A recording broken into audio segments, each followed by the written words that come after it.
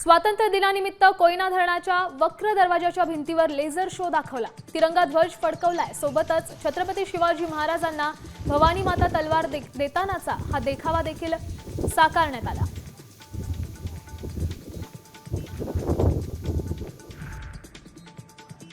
स्वातंत्र्य दिनानिमित्त नांदेडच्या विष्णुपुरी धरणावर विद्युत रोषणाई करण्यात आली। तिरंगा ध्वज साकारण्यात आलेल्या या विद्युत रोषणाईचं मनमोहक दृश्य ड्रोन कॅमेऱ्यात टिपण्यात आलंय।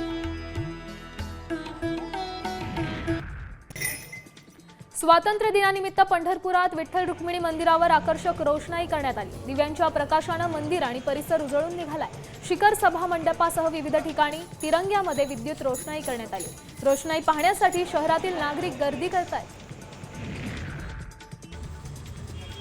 स्वातंत्र्य दिनानिमित्त सांगलीच्या विटा इथं भाजपनं तिरंगा रॅली काढली। माजी नगराध्यक्ष वैभव पाटील युवा मंचानं ही रॅली आयोजित केली आहे। हजारो विटेकर यात सहभागी झाले।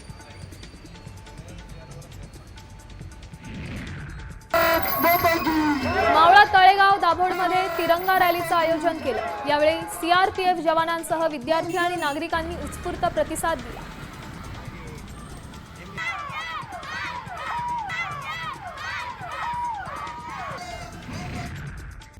आता isakal.com आहे देशातील नंबर 1 ची मराठी न्यूज वेबसाईट।